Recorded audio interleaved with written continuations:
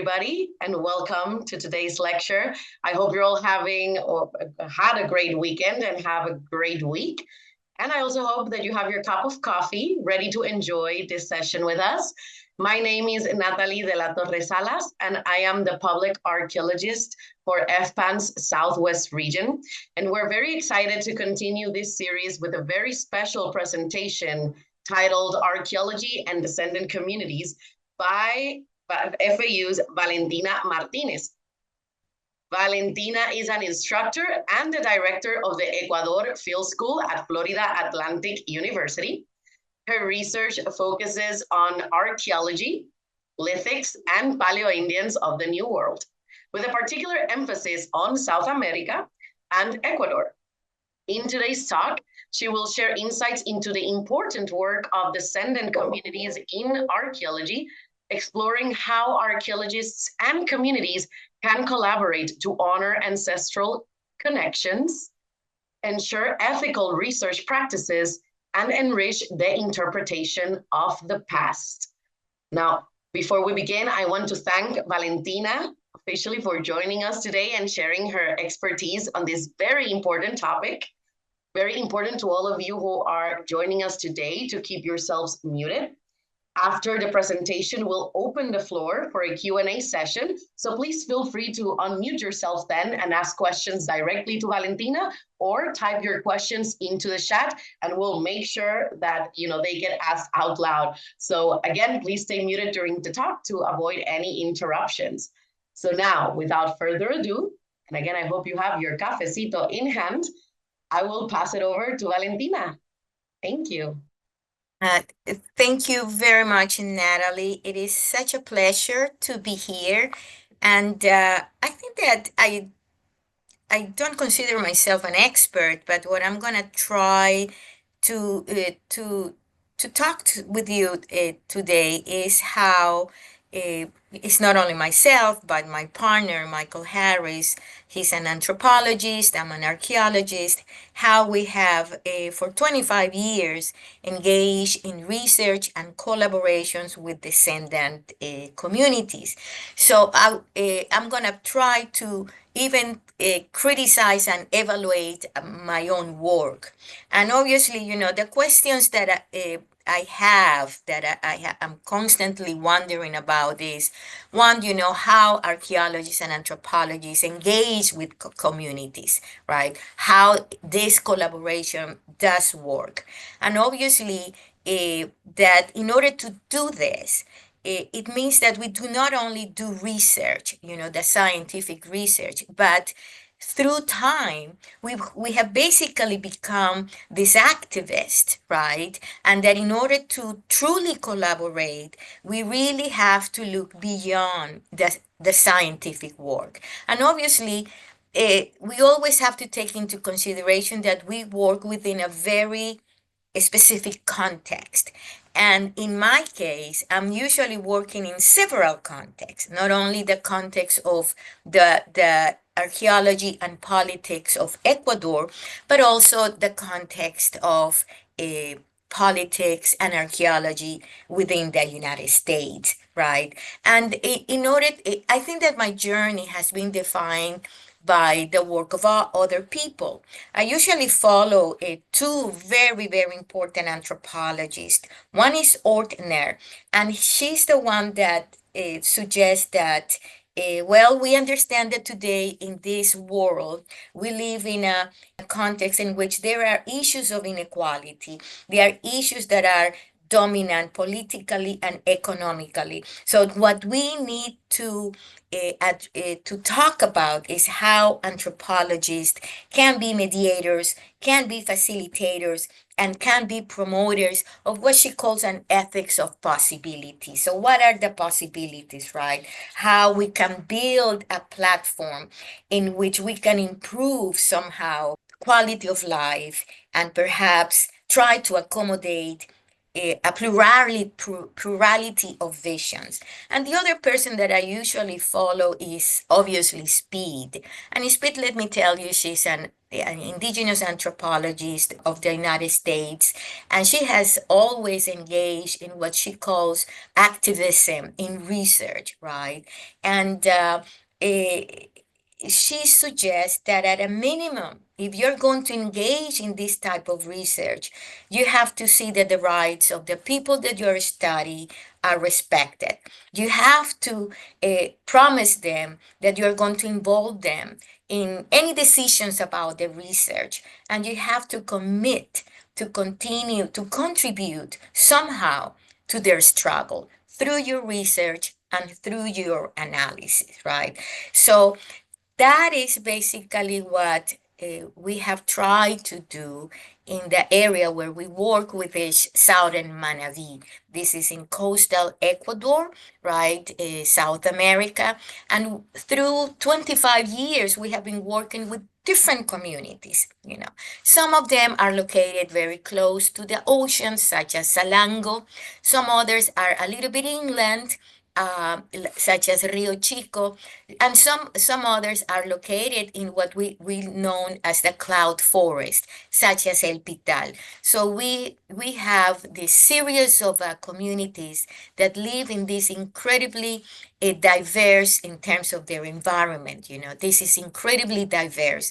So through time, we have tried to understand how these communities live, how they interact with each other, what kind of resources they exploit in these incredibly different environmental zones, right? And we have tried to understand that past and present.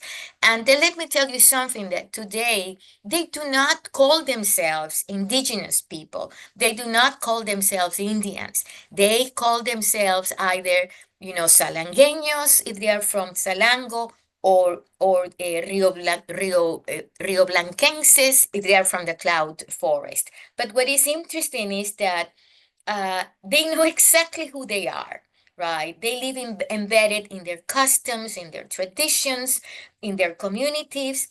They live very close to and sometimes on top of archaeological sites, and some of them incredibly monumental, right? And they are descendant communities because they know themselves as the inheritors of their lands and of everything within them. They have fought physically and politically to enforce those claims. They are what we call autochthonous, in a fundamental sense. They are true natives of their lands. So when we arrived to this area, my God, back in 1997, we arrived to a research center, which is called the Salango Research Center. And which is that area that you see here, right? No, that is very big. It is it's right next to the ocean. And this compound was at that time incredibly dilapidated. They had a hacienda house. They have also a prehistoric museum. They had a kitchen lab, and they have some habitations that we use for the students. Presley Norton, which is this character in here in the middle, he was the founder of this place and a very wealthy, charismatic amateur archaeologist and entrepreneur. He has passed away some 3 years prior to our arrival to the region. And the center at the time was occupied and overseen by an expatriate, which is that's what Americans call themselves in the context of relocation to another country, right? And it was under a different administration. It was administered by a foundation known as the Pro Pueblo Foundation, which is a powerful multinational company.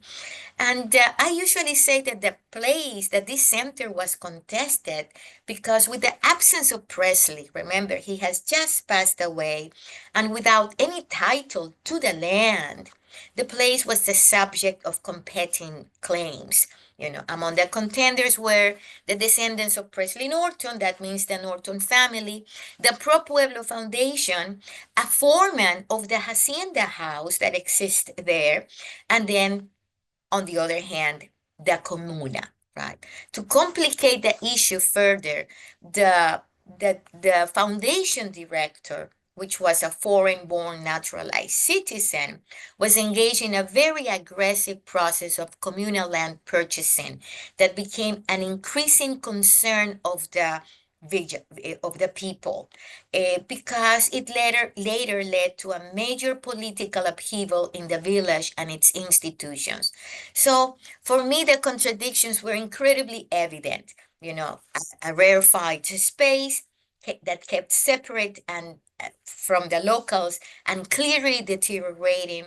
This for me was a crumbling neo-colonial order that was happening right in front of our eyes. So, well, the center was a contested space sealed off from the village itself. Life outside was was incredibly vibrant. The villagers experienced local life as a tension among many conflicting interests, from the individual to the kinship group to the institution.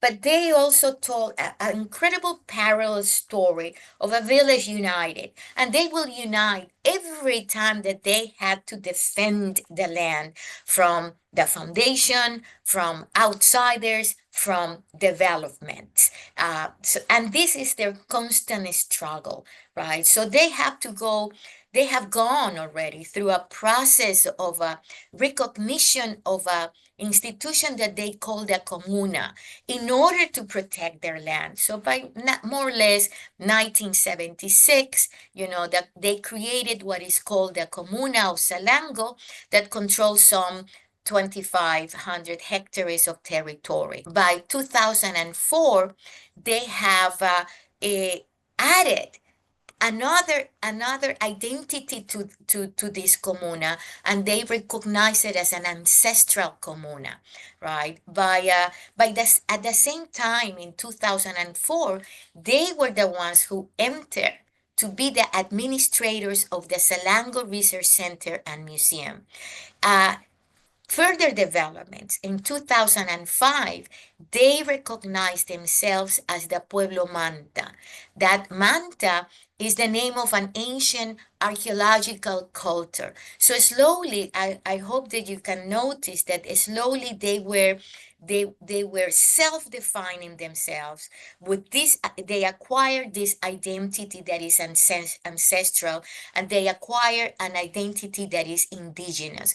And these were clear political steps that they took, right? And so our job was to recognize this struggle. Our job was to record this struggle. And what we decided as an institution is that in 2008, we decided to sign an agreement of cooperation between the scientists of Florida Atlantic University and the local comuna, who now was entering to administer the Salango Research Center. And remember that the Salango Research Center in the past was administered by foreigners, or was administered by a foundation that had no local roots. So we took this view, and one that we felt and we continue to feel that was ethically and practically the best for the future of the comuna and for this Salango Research Center, right? After all, we think that this is their land, and the cultural resources stemmed from that land. More than that, we have been investigating their prehistory, their history, and their contemporary struggles. And they all talk about their ability to organize, to manage, and to administer their territory. And this was not an easy decision, because the critics of our decisions to support the comuna or the comunidad over the it still continue today to reverberate, right? In the end, the local villagers were the ones who prevailed, and they retained control and reinforced their administration of the center. So obviously now with the comuna in charge of the place, of the Salango Research Center, academics, we have to start thinking about, okay, now with them as custodians of the center and of the cultural patrimony, what kind of relationship we have to establish, and believe it or not, that relationship became much more specifically relevant to their goals. Remember that their goals has always been self-determination. So we became a potential ally for the building of cultural meaning and further political legitimacy. So our first major joint project was the renovation of the Casa Hacienda La Tropical. This uh, uh, this uh, this project was not only to renovate the house. This house is a house that was built in the 1940s. It is inside the Salango Research Center, and it was in terrible need for restoration. So we applied for the Ambassador's Fund for Cultural Preservation, and we were awarded a relatively large sum of money that helped us conserve the house. We collaborated with an historical architect, and all of the resources that we employed were local. So in this project, we employed more than 30 males that knew about construction and knew how to handle construction using wood. Besides that, we decided to document the local history, right? Emphasizing more than anything else their sense of territorial belonging, their struggles for resistance, and their economic and political organization. So this was the first time that we were finally able to materialize, this idea of what is the meaning of a descendant community in coastal Ecuador. So yes, the exhibit that is in place, right, it talks about that relationship between history, between the territory, and the entire process of giving meaning to a physical space. So once we were able to do this, the people of Salango finally called themselves the descendant community of this particular place. Then we had another collaboration. This one happened in 2018, which was the creation and inventory and organization of the storage room of archaeological materials. Let me tell you something else about the Salango area. This area, this coastal area, has been investigated for the last 50 years by several groups, not only Ecuadorians, but also North American and also British. And the Casa Hacienda was used as the place where all of those materials were stored, right? So we had, all of a sudden, we saw all of these boxes. And if you're an archaeologist, you know how sometimes we collect too much and we don't know what to do with it.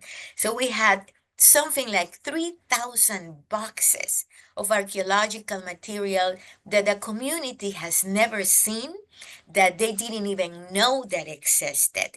And those materials were not controlled by the community. The materials were controlled by the archaeologists who left them there.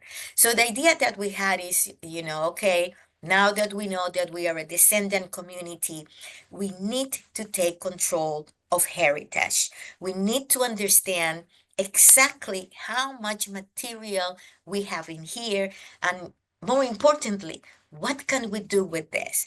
Again, in 2018, we applied for the Ambassador's Fund for Cultural Preservation, and we were awarded $150,000. And with that, we were able to look at all of the boxes. More than anything else, first we built the storage room, right? And we move all of those 3,000 boxes. We change it to new boxes. We proceeded to train the local population. And in here, what was incredible is that we decided, and this was the decision taken together with the community, we decided to hire only females. Right? Why females? Because, well, they were very upset, the local females, that only males are included in archaeological projects. So we decided to change those dynamics. And the females also told us that it's going to be difficult for them to work full time because they also have to take care of their houses, they have to take care of their children. So what we decided to do is to create a system in which everybody was going to work only part-time in a rotational basis. So in that way, we were able to hire more than 50 women, and we were able to train 50 women in culture, in heritage management, and artifact inventory, and artifact conservation.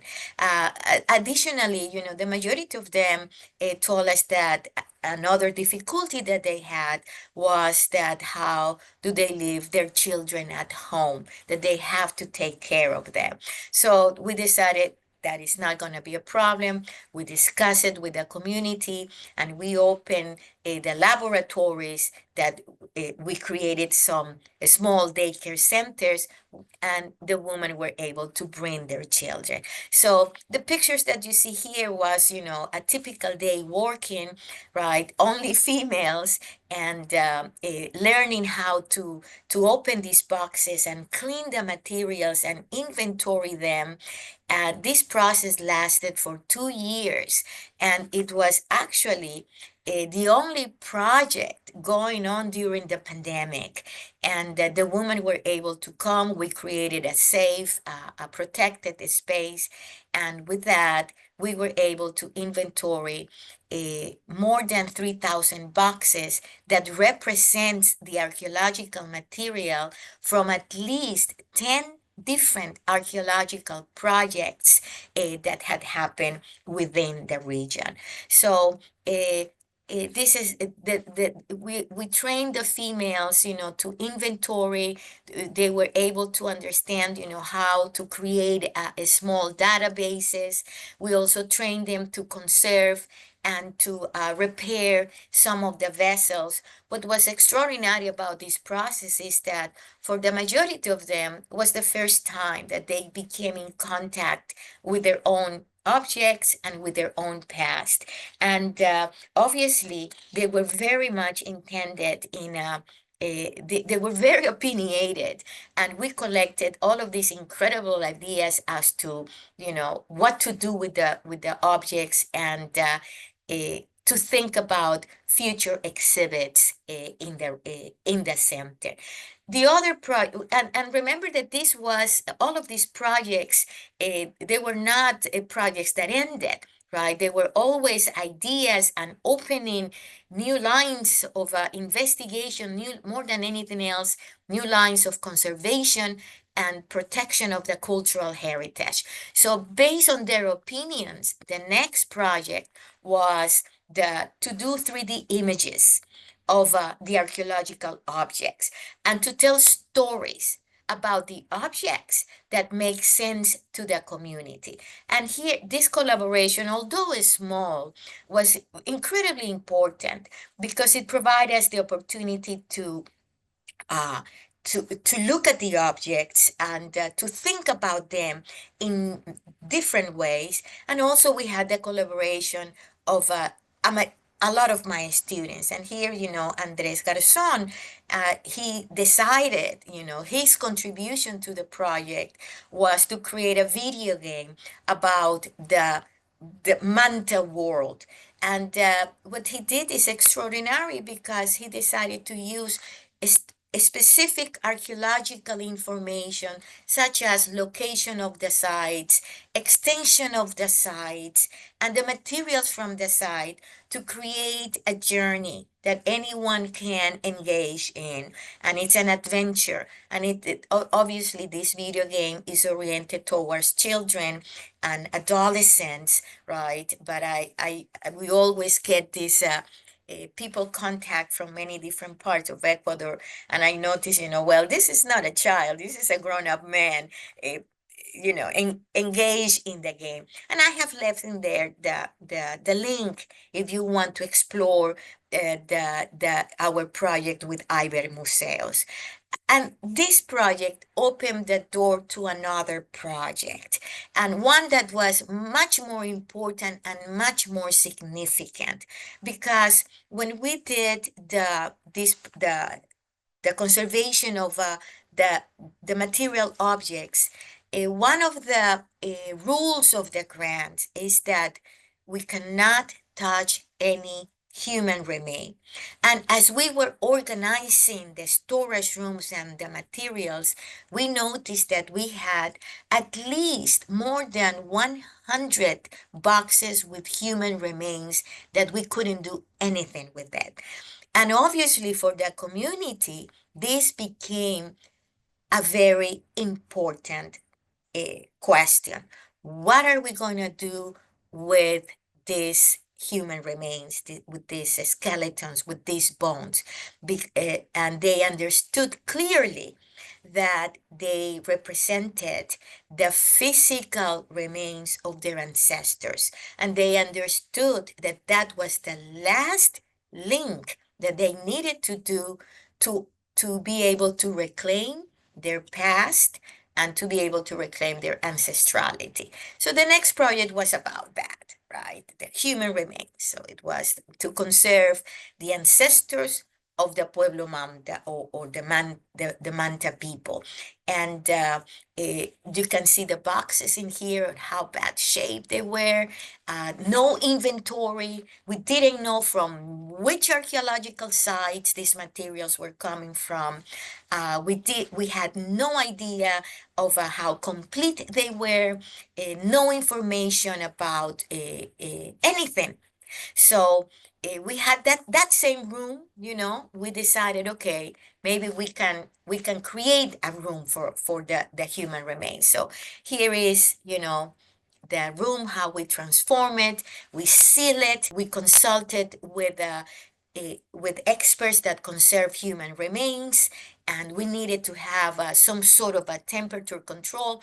And remember, we're next to the ocean. This is a very, very humid environment. And at the same time, we also needed to have a database, right, with the inventory of all of these remains, right? So obviously, when we were doing the project, we also understood that there were a lot of ethical considerations that we needed to start discussing. Ecuador, we are a country that, in terms of our constitution, we are an interculturalism is who we are. So that means that Ecuador recognizes that we are different nations. So that means that Ecuador in the constitution recognizes the presence of indigenous populations, of Afro-descendant populations, and descendant communities as well. So based on that, we decided we immediately understood how come scientists have not included yet indigenous communities or descendant communities in the research projects, in the even in the basic aspects of it, how to excavate human remains, how to analyze them, how to conserve them, what are we going to do with this, with the analysis, for example, DNA analysis. Are investigators, when they pull these samples out of the country, because we don't have DNA labs, are they consulting with the indigenous and or descendant communities? And finally, what about issues of repatriation? Because in the earlier developments of archaeology in Ecuador, in late 1800s, early 1900s, the majority of the human remains excavated were taken out of the country. So large collections, large numbers of indigenous human remains are located, for example, today in Cambridge, at the Smithsonian Institute, at the Field Museum in Chicago. Large collections, and nobody is doing anything else with them. So we started to think about issues of repatriation as well. So obviously, workshops to discuss all of this under the term of bioethics became important. So again, we train a local community. I can really tell you today that we have at least 5 women that we have trained locally in the analysis of materials and human remains as well.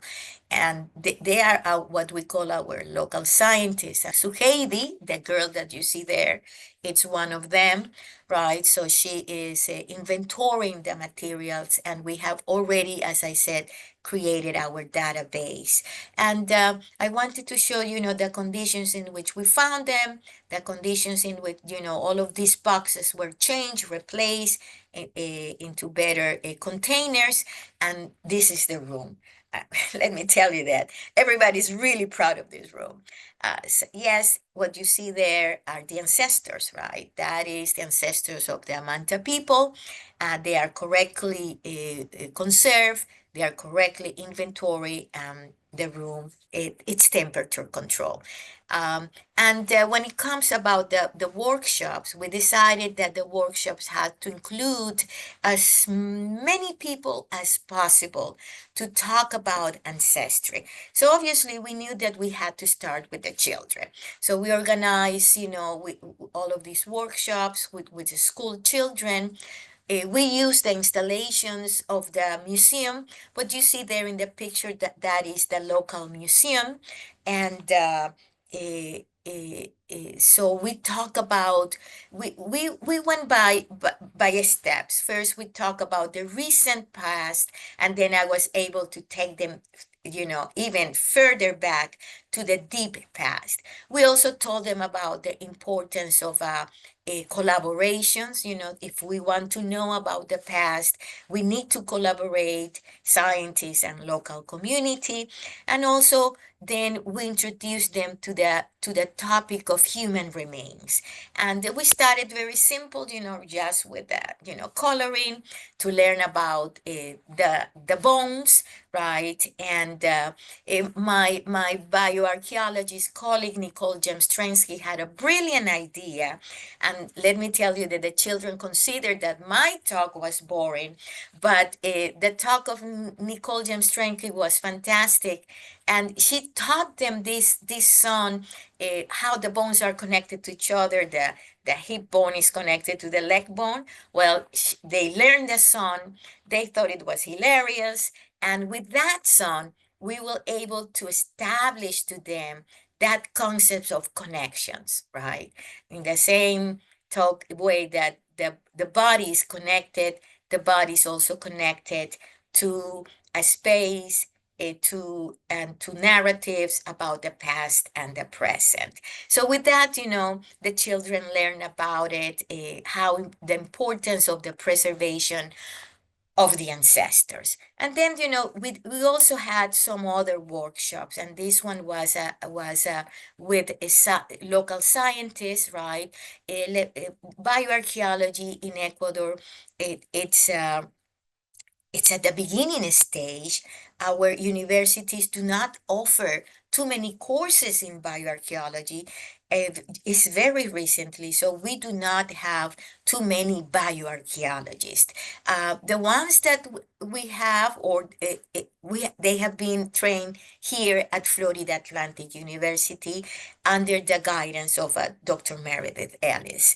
And we invited as well people from the Instituto Nacional de Patrimonio Cultural, which is the office that oversees archaeological research, and our local scientists, the local community. So we started the conversation now as to how all of these institutions together, we can create protocols and normatives about excavation, preservation, analysis of human remains, right? So that this is our last project. This is the project that continues today, right?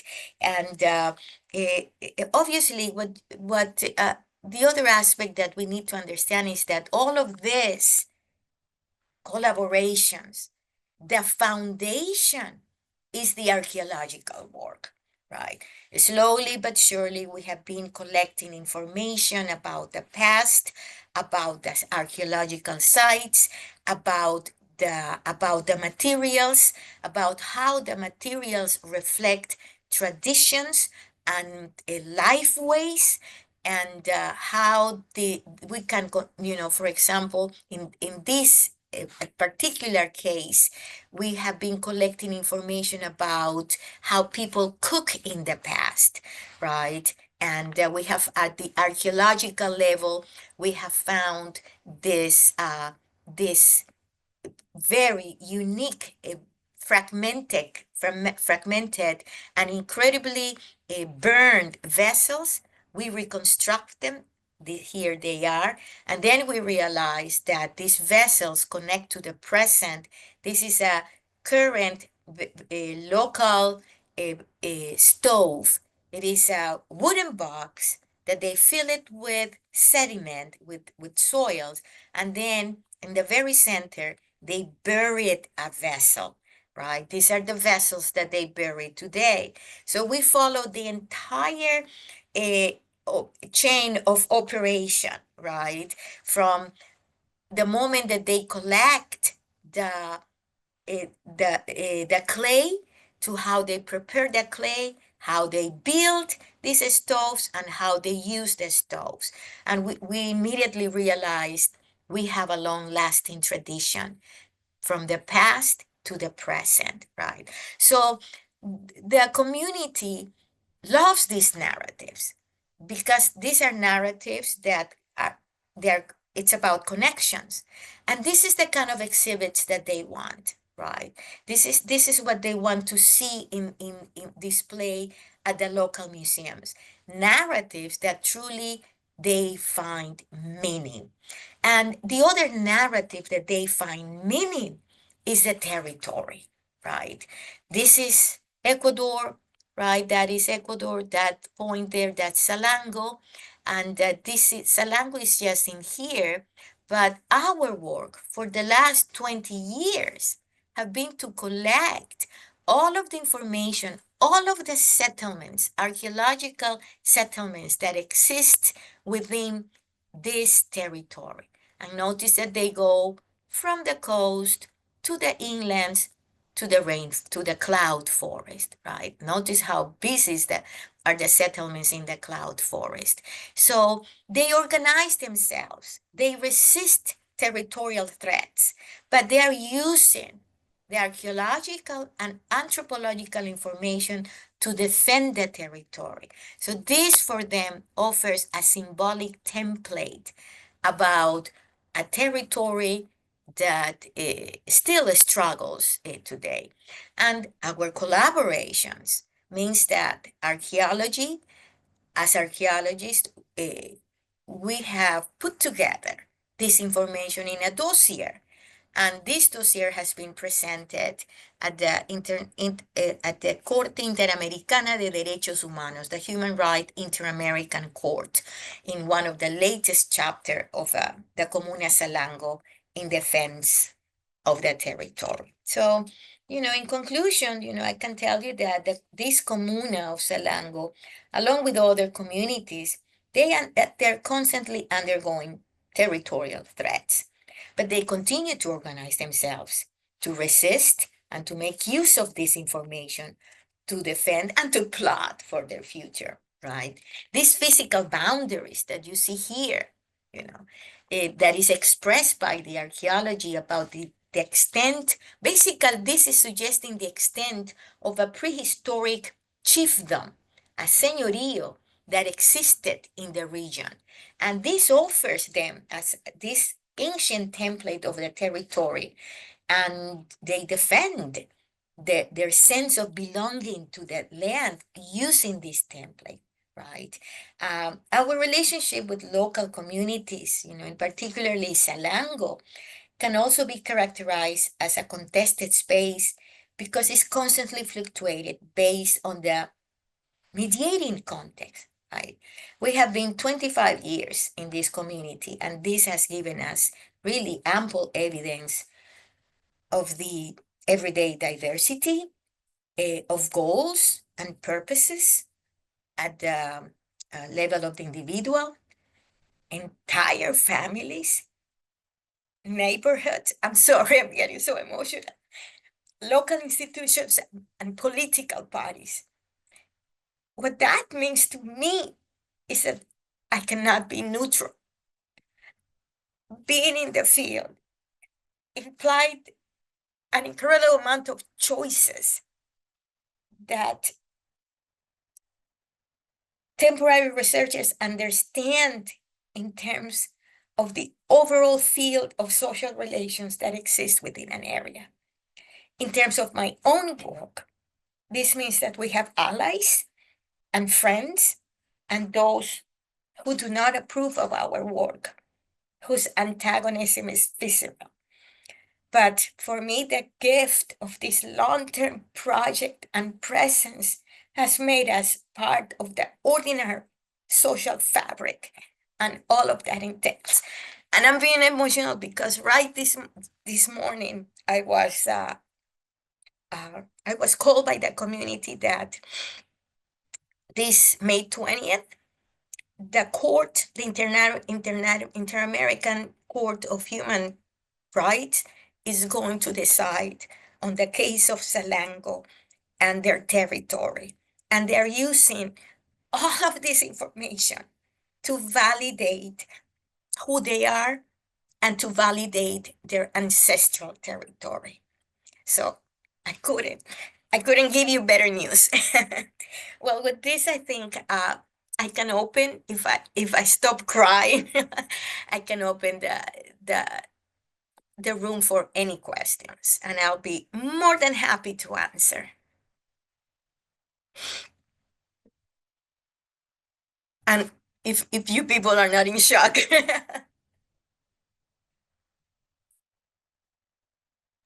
Well, we Thank you, have, Mary. yeah. I think first, Valentina, everybody just wants to express just how amazing your work is and how happy and honored we are that you are sharing not only this presentation and knowledge, but also the incredible news. Así que muchas gracias a ti, Valentina, por todo lo que hace y todo lo que nos enseñas. So yes, if anybody has any questions for Valentina, please feel free to either unmute yourselves or write it down in the comments.